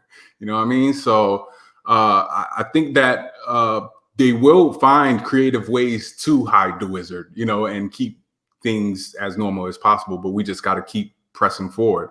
But like I said before, this is not going to be an overnight thing. This is a long race right here. This is a marathon. So like, for example, like I've been a part of the movement since I was like maybe 24, 25, especially as soon as I officially left the music industry. And I've been grinding and been out in the streets and doing work with my brother Twan as well, and Miles and them. So you know, we kind of been seasoned a little bit to know that, you know, when it looks good, there's probably something not going right. You know what I mean? So right. Yeah. Too good to be true. Right. What do you think, Cedric? Do we see things still going? Do you still see things going, or do things need to? I'm gonna be honest. I'm only like I said earlier, head down, focused on what's around me, and I just feel like Orlando is like pressing the brake right now. Like we went out there for the 4th of July, the 4th of July, and this what I expected was I mean, we kind of got rained out, so of course that played a part, but I just feel like the numbers and the momentum is just here personally aren't, you know, where I am seeing in other cities in states. And then we went out there for the mural. I was expecting a lot more people out there, and I just feel like as a community we are looking very performative as opposed to the other cities who are, you know, they're still having the larger protests and more is happening out there. And I just feel like as an entertainment epicenter, I feel like a lot of that is just because of the numbers of our COVID cases and everything else happening in Florida. But it's just unfortunate that this COVID situation is not new to the Black Lives Matter movement. And so I think that it's personally locally getting downplayed because of our numbers, our cases, and we're just, the timeline is kind of just shifting back towards the normalcy, and unfortunately, like the hope that, you know, we might have had as a black culture, or like an allied culture, the Black Lives Matter movement, it's just slowly starting to slip out of our grasp. But then we're starting to see still that, like, you know, these changes are happening and whatnot. And I fear, unfortunately, that there is a viewpoint from within that knows that this is the time for the opposition to lay low and to let everybody kind of just re-regulate and, you know, get back to where we were before the Black Lives Matter movement, so that it can kind of just go away. That's just how I'm feeling personally. And do you think like with the headline of kids having to go back to school so absolutely right now in some counties in August. Do you think that those kind of headlines like that are put? I'm not a media conspirator. I'm not like everything the media puts out's a conspiracy theory. I am aware that most news outlets have a meeting in the morning where they figure out how they position things and whatnot. That is a skill that they do. I know they do that. Yes. But do you think something like, I mean, the headline right now, a lot of people are very activated about their kids having to go back to school in August and the teachers and this and that. Do you think that headlines like that give the illusion that, well, it's not the illusion, it gives the idea that this is impacting all of our children at every school, in every county, in every district? So let's talk about this instead. This affects everybody. It doesn't really affect this really hard thing that we're really, everybody in society is battling right now and really trying to, and really, I mean, listen, let's be honest. We've been facing the worst of what, I mean, some of the worst that we've ever seen anywhere. I mean, you know, I think that the Confederate flag and swastikas and that symbolism is as prominently put in front of our faces by whoever it is. Yeah. My employer or road employer right now. You know, do you think that, you know, like, without trying to put this aside, do you think it's just kind of like there's some things that are going, there's some things that are happening. Let's focus on the kids. Let's focus on the school. Let's not focus on all the change that's happening behind the scenes. Let's just try to create a sense of we're picking up all the pieces and moving forward. Do you understand what I'm saying? Is what I'm saying? I'm just trying to think if I remember correctly, just because of the tension back then. But I feel like we were multitasking when it began.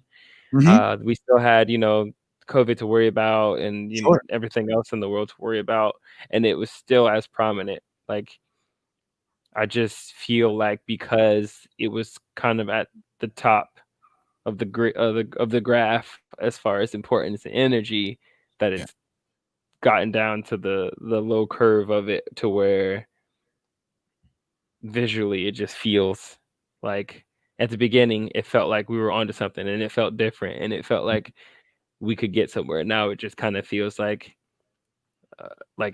if we were going up on the roller coaster and it's just slowly for whatever reason starting to go backwards. And do you subscribe to the idea that some have where racism and inequality is like a glacier, and every time this happens we just chop down more of the glacier, and at this point we've really chipped away a large portion of the glacier? Do you believe that, or have any thoughts about that? I do feel that. Like I saw like a meme a little bit ago about just kind of like the bandwagon, and like, you know, even though, because I think what was said was we've always gotten to this point in the past, and so, you know, every time we get to this point we gain something new, and so this is it happening again. And I feel like where we're at now, we've gained some things. Like we've got some legislation changed, and I think one of the comments was that, you know, we've if we've gained anything, we've got a lot more allies on our side and more educated people and people who are willing to be those educators. So if nothing comes of this and it happens again, then they can kind of speak to the history or being the proper ally to continue to create more allies. Whereas I would like to visualize and see like 80-20, like 80% just pushing hard and continuing to push to get to where we need to go, wherever that might be. I'm going to put this up, and you got to tell me what you think she means by this, that it's different. This is different, though. Keep pushing. Keep pushing. Do you think what you're doing right now, keeping the torch lit, which is what, I mean, we're, you know, this is our... we're definitely going to keep the torch lit. Orlando Strong is definitely going to keep the torch lit, but it's just, I feel like a torch is meant to be shared and passed on and ran with, and it's just, where do we go from us doing this? And, you know, we're probably like 650 followers. Again, like I'm y'all's biggest cheerleader, so I showed y'all our numbers and the thousands of people that we reach and whatnot. I feel like it's catching. That torch is not just to be passed, but to start some Right. fires and to make some people start thinking, and see where that contagiousness takes us. Do you want to speak on it, Jay? Yeah, Wes, what do you think? Yeah, so from my perspective, I don't think a big chunk of the iceberg have been chipped away. Like I usually state that your subjective world isn't the objective reality.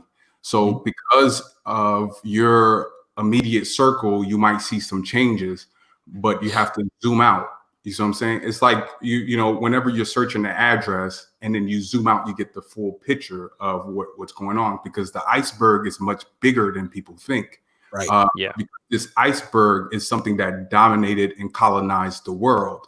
So even though in Orlando you might experience some changes, but there's still some problems in Mississippi, Alabama, and so on and so forth. So this is even beyond the United States. And we have to think of the colonization in Brazil and in Africa. I mean, Africans are still not in charge of a lot of their resources. I mean, we're talking about a landmass that is rich in resources, but the people are the poorest. How that makes sense? I mean, that makes no sense. That's why I say that your subjective world isn't the objective reality. So you have to zoom out, really be aware of how this is affecting things around the globe. Because if you've noticed that this is actually a global movement, right? It's a lot of movements around the globe.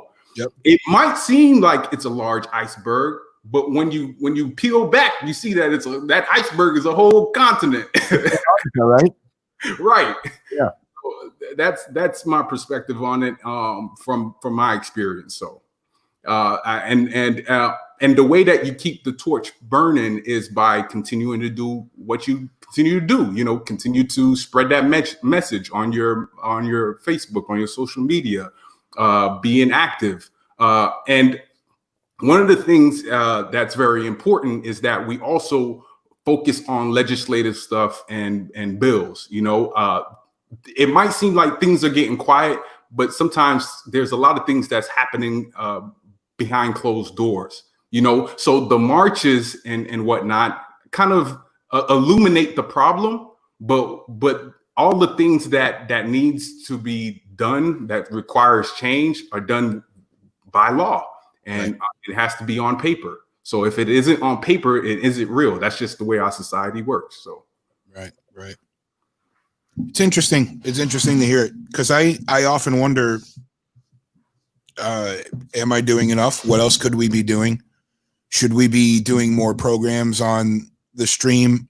We are out at events when it happens. I want to catch up with Twan. I understand. I've seen him post. There's an event in, I think, West Orlando where there's I think on the 25th there's an event that I'd love to make sure that we stream, and we're not just capitalizing on these events for clicks or anything like that. We just want to make sure that everybody who can't be there can see what's happening and show their support in whatever way that they can. But I find myself wondering if I should be doing more, if I could be doing more, and that goes back to, we were talking about this earlier on the stream, and I think I've told both of you guys this individually, and I think most of the group, but the reason that this has had such a bigger effect on me personally in the last several months is not just because we've all been stripped of our emotion for the pandemic and COVID. We just have, whether you agree or disagree with any element of it, it's affecting us, and it's really stripped us down to a place that not many of us are very familiar with. And then what happened to George, and we all saw it, happened, and it really activated a lot of us. And for me, it's my little nephew Spencer, who is, I'm going to do what you did before, Cedric. I'm going to show you a picture on my phone. But when I FaceTime with my sister and And there he is. I'll show you that picture right there. That's my Spencer. Oh. And when he looks at me and the smile on his face, and like, I think there's a lot of people that are like me that have been consistent through their life. And I'm thinking back of any moment where, I mean, listen, a lot of guys did this when the Me Too movement started happening. You start thinking about, did I ever do anything to anybody that I'm uncomfortable that I did with them, in retrospect? And even with everything that's happening now with Black Lives Matter and Orlando Strong, especially, I think back and I can truly and honestly say that I can't think of a single time that I did or said anything that I'm uncomfortable with, because from the very beginning of my life, I was taught to lead with love. And it wasn't even, it's weird. It's not like there was ever a conversation at my dinner table where, you may go to school with kids that don't look like you, but they're as equal as you are. That conversation never came up because it wasn't like something that had to be taught. These are people, these are my friends, these are my peers, these are my neighbors. This is my life. This is just naturally. And the difference this time was I looked at Spencer, and he's November will be his first birthday, and like it's different when it's as close to you as your nephew, as your blood. Yeah. And as close as I will be able to get to it. It's just naturally, it's just a matter of fact. But I want to have an impact for him and for my niece and for and these kids to be able to not have to. I mean, dude, I'm so close to just like some of the shit that you see on social media now, some of these videos that kids are going through, that children are going through, young people are going through. I mean, Black people in general are going through. We're still seeing it. And when you see it on the younger, it equally is as disturbing to see. When you see a child that is both offering the racism and a child that is receiving it, it adds another level of heartbreak that you have to, if you have children, you must understand. If you have a child or have someone close to you, you must understand that, like, the way that the world has been set up for so many years for so many people, and more you, Cedric, and more you, Jay Wise, than for me, because of the way society is structured. Like, it's devastating to think about that. It's devastating to think that Spencer or Bailey or Ryan or Andrew or Kimberly or their father could ever have to be subject to any of the things that so many people have been subject to. Things I was aware of, but I couldn't feel it in the magnitude I feel now, because it is like so close to me. I mean, it's around the corner and a FaceTime away. Yeah. And it's just like, I want to make sure I'm doing everything I can. I'm doing this. Orlando Strong Network is for Spencer every day of the week. I love Bailey, my little niece.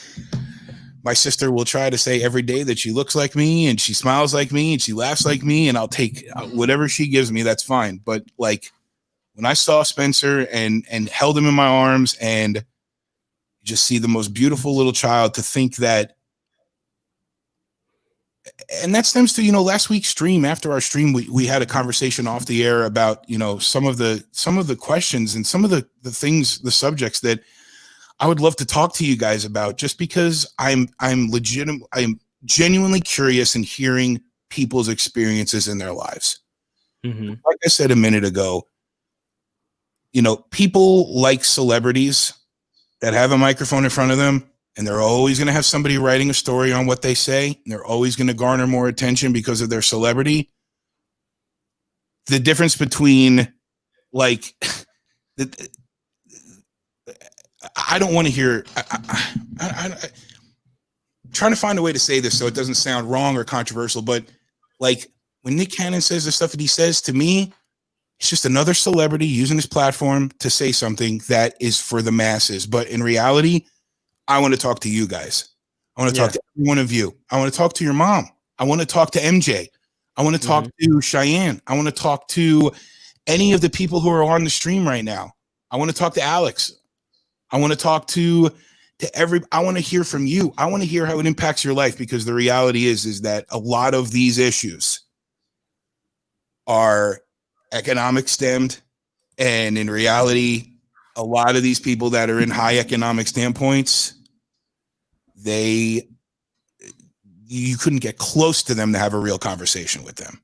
You couldn't even come anywhere near them.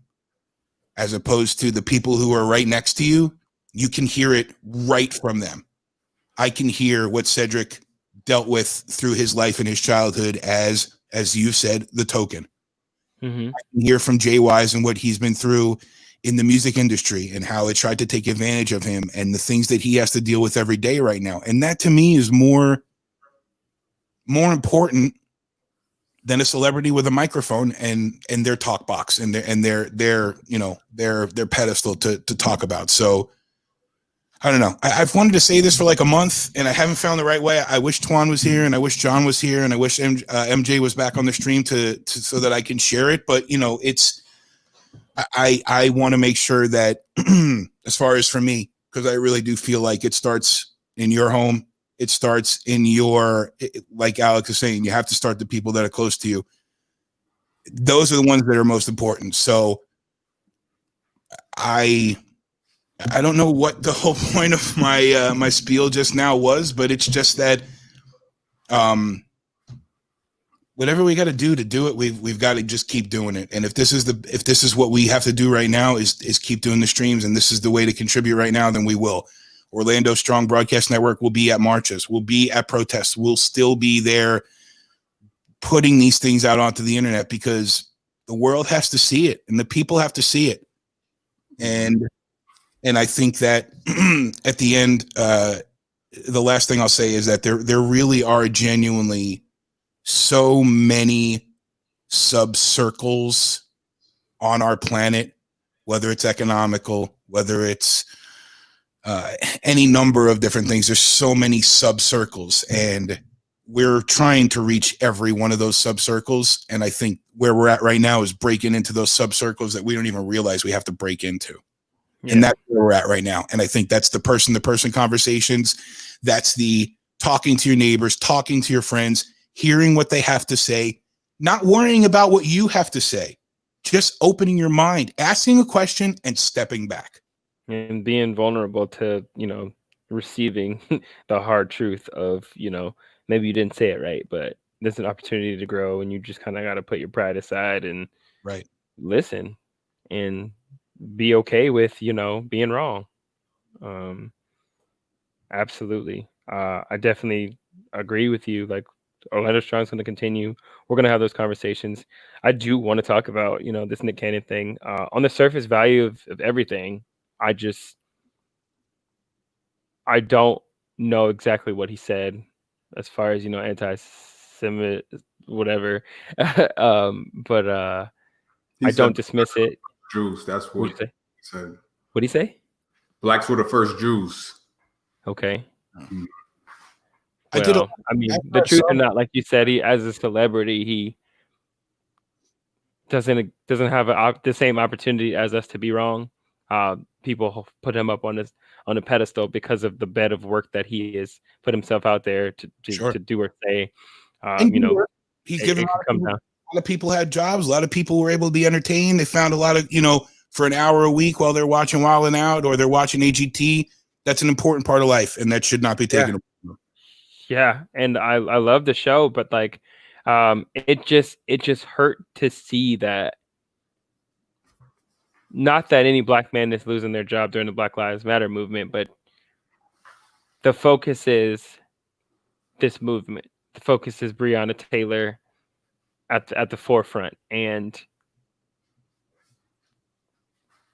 for his words to be seen as hate speech and the repercussions come from that so fast, whereas this woman was slain in her home wrongfully, and for whatever reason the amends won't be made for as long as it's taking all across the board. There were four officers, I believe, involved, if not three, in that situation, and the justice is apparent, but that imaginary blue wall is protecting them for some reason somehow, and to us it just makes it seem like it's okay. And so the focus is there is no justice for Breonna Taylor in our society, when not even comparing, but like somebody could lose their job. And like, we want arrest for the murders of Breonna Taylor. We haven't even gotten to, the point of them losing their job. Like, I don't know the research as it stands right now, but could they be on, paid leave or whatever it is? Where is the consequence? Because as you see all the time, if a black officer killed a white woman, he'd lose his job or be in jail without question. And that's what it's feeling like. Nick Cannon lost his job, and CBS made a statement where they did reach out to him, and he stood he stood firm in what he was saying and whatnot. But I feel like I've seen it compared to the Roseanne Barr incident, where there are other people on that show who are directly affected by the things that Nick Cannon has said, and different from Roseanne Barr, those are a lot of people of color. And so they have also said that they'll be making a statement about what is to come for them, as far as making statements towards the movement. It would be nice to at least know, like, if the show is canceled or not, what happens to those other people. Yep. And I'm also seeing right now, per my stance, that if we support Nick Cannon, we are looked at as people who don't want equality because of his views on Jewish people, or just the misconstrued information. And it's not that we support what he says, it's that we support his Black life and how it is being looked at by a society who doesn't feel like Black Lives Matter, to the point of he's lost a bed of work that he's worked on, Right. and brought to where for a long time, facing ridicule, Black people calling him corny and whatnot, and kind of just being roasted internally. And then this statement to come out, and him not only lose his job and his livelihood, but on the same scale, like, where is the equality in this situation? Had the cops who arrested, or the cops who murdered Breonna Taylor, lost their job to begin with, or been arrested, Right. how would we be looking at this situation in difference? Like, what would be the course of, had he said what he said and lost his job? The frequency, the amount of time that it took in order for it to happen. This is the change that we want as a culture, as a movement, as a people, to happen, when we have to watch a person of color be slain. Right. Not all cops are bad, but no cop should be bad. Right. Not all celebrities are geniuses, but you're trying to, like, be upset at our comparison, when we've been telling you this whole time that Black Lives Matter, and that these cops need to be held accountable, and to defund the police and whatnot. You're defunding Nick Cannon, so, like, clearly what you need to do, but you're just not doing it. And so I feel like, personally, that is an attack on our intelligence, an attack on our culture, of course. And, you know, anytime you handle a situation at the celebrity level, you're going to have viewpoints and they're going to be opposing. Don't know, to delve too deep into it, but, wrong is wrong. Absolutely. But the way that, the Bill Cosby situation was handled is in no comparison to how a white person in his position would have been handled. Brock Turner, Jeffrey they talk about, what did you say? Epstein? Jeffrey Epstein and his Yeah. friend, less children play with it. You guys talk about their future and what they can be and, good behavior, but you want to bring up George Floyd's, past and what validated, the officers killing him and stuff. And so, like, what people don't want to see on the surface value is that Nick Cannon is just a name or a variable in this situation. The same situation that we've been telling y'all about all this time. But what do you want to focus on? Well, he doesn't believe in equality because of what he said about, a certain group of people. That's not what we're focusing on. And we're so tired of the murals and the statues and Aunt Jemima and all this other stuff. Like, y'all continue to try to throw a blanket on the larger issue, but the issue just going to keep moving and you're going to continue to throw blankets on it. And it's just so tiring and upsetting that when we speak on it, we've given you guys another reason. I don't mean to say you guys, but I'm speaking to the opposition because I know they're out there. But for those people who think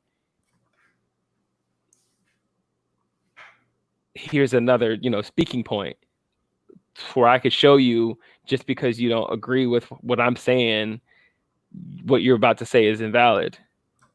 We're telling you that we're focused on Black Lives Mattering, and on the surface, wrong is wrong. And if you're taking one person's job who's Black, why aren't you taking this other person's job who isn't? And that's where the surface equality, at least for me, is. Yeah. And I think that interview with Professor Griff, I'm not sure if a lot of people's familiar with him, but I think it's a pretty old episode, isn't it? Let me check on that. Let me take a look. I know that I think that's Griff's podcast, right? That he was on? No, that's Nick Cannon's show. Griff was on with Professor Griff was on with him. Right. Okay, let me see. Cannon's Class, I think is what it's called. Let's see. Okay, so it was recorded last year, but aired on June 30th. June 30th. But it was recorded last year.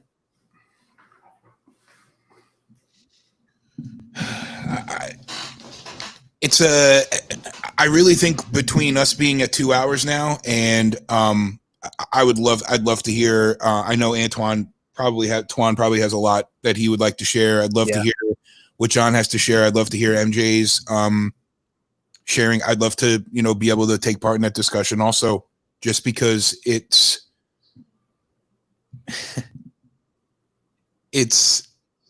about, I don't want to say the F word on our stream, but it's about, and what for me, so much of this is about is money and economics. Yes. At every single level. And the way the system warps the minds of, if you don't have it. Right? Well, let's talk about first, Edric. Let's talk about Nick Cannon as a brand. He doesn't need Viacom. He doesn't need MT. And he knows. I didn't really read his statement, but he wants his property to go do with what he as he pleases. He should have his property. What you're seeing from Viacom is a company that's, I believe they're publicly traded. I believe they're publicly owned. Are they publicly owned, JYs? Do you know offhand? Viacom, no. I think it's privately. Are they private owned? Yeah, I think so. I don't think they have an IPO. Well, they have a lot of. I'm sure they have a pretty solid line of investors who care about their money and care about their position of things. And I mean, there's some. They're under CBS, so yeah, they are public. Yes. Okay. Yeah, that's what I thought. So there is, if you're working for a big publicly traded company, you have to understand that at the end of the day, your job is going to be looked at as far as the responsibility to the shareholders. And if you're a big publicly traded company like that, and you have somebody that says things that are, they're not mislabeled as anti-Semitism, but I don't think Nick Cannon meant to be anti-Semitic about it. I mean, I'm interested to see some of the things that he said. I'm interested to hear him have conversations with rabbis and have conversations with his manager who's Jewish. I don't think he is an anti-Semitic person. I think that people right now are being very open and honest about things. And let's be honest, Rush Limbaugh said a lot of really disgusting things on TV and radio. He's never lost his job. There's local radio hosts that have shot their dog and their wife, and they're still on the air. There are local radio hosts that have beaten up multiple wives, and they're still allowed to stay on the air. So there's definitely something more to all of this.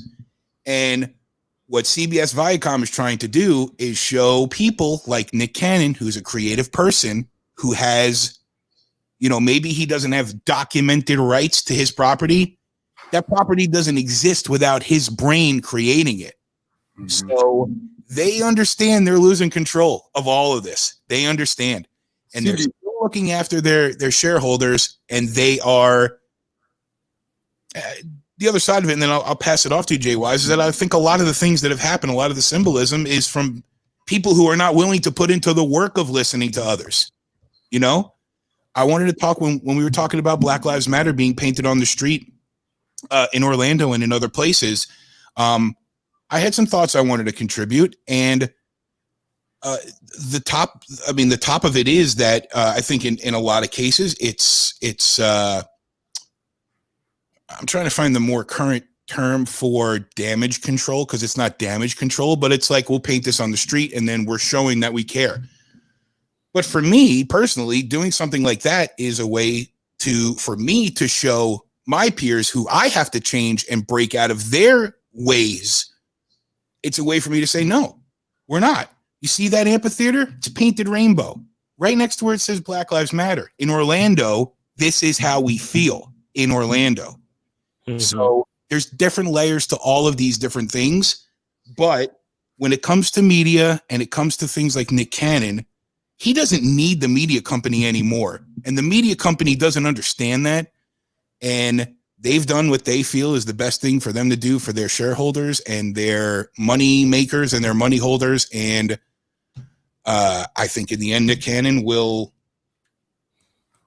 be just fine.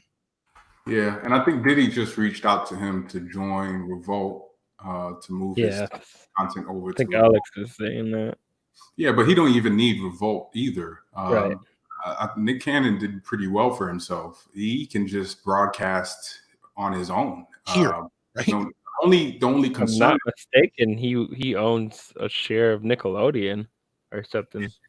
And the only concern is that he has other people who he brought onto his platform in order for them to make a living. And even with that, I think he'll be perfectly fine, because he opened the door for a lot of people to kind of try to mold and build their craft as far as being comedians on the fly. And he put a lot of people to work, and I think he's going to continue to do that. He has the finances to do so, and he has a pretty large following and platform to do so. So he really doesn't need Viacom.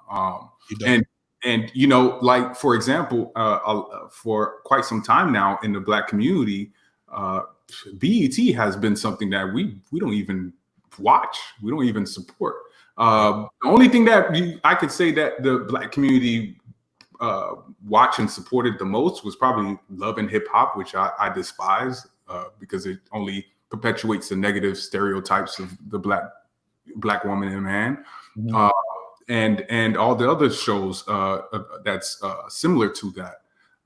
And the people, the BET Awards is like the Super Bowl for me because I knew it was coming up this year, and I was trying to figure out a way to watch it without having to buy a subscription. But yeah.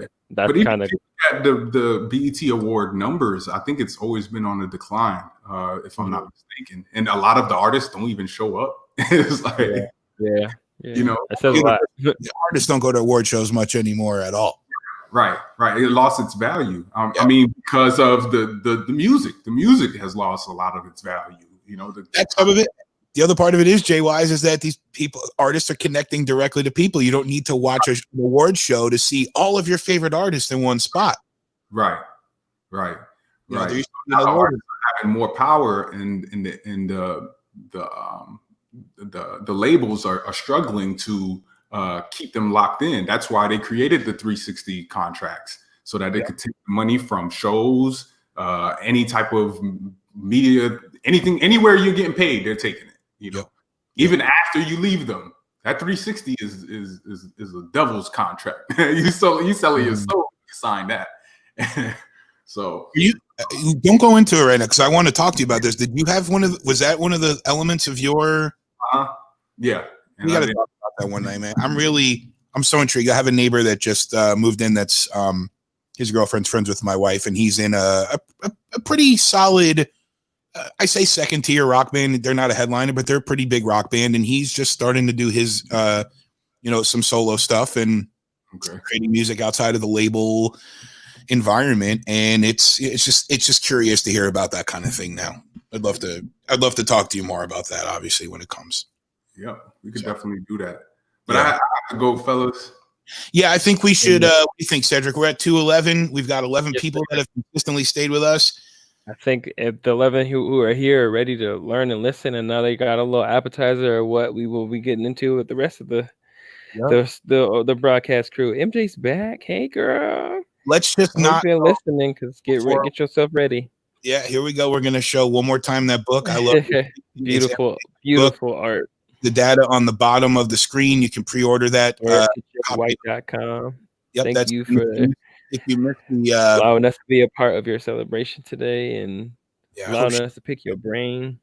Yeah. If you missed any part of it, you can go back to this post. I mean, almost immediately right after on both the Facebook and YouTube channels. So you can go back and listen to that. It would be great if you would. Of course, sharing always helps. We want to get the message across, encourage people to like the page just so they can see everything that we're putting out every week, because we're trying to make sure that we stay in front of everything and make sure that you're seeing what's happening in this city and doing whatever we can for you. So make sure you go back earlier in the stream and check out some of MJ's comments and her insight to the book, I Love Your Skin. Pre-order right now at her website, marissajwhite.com. All right. For Cedric, Mr. Jay Wise, appreciate you guys as always. I'm Brian. Also production. Thank you. Clap it up for you, boy. Get some claps in there. Thank you, mama. Put them up. Talk to you real soon. All right, y'all.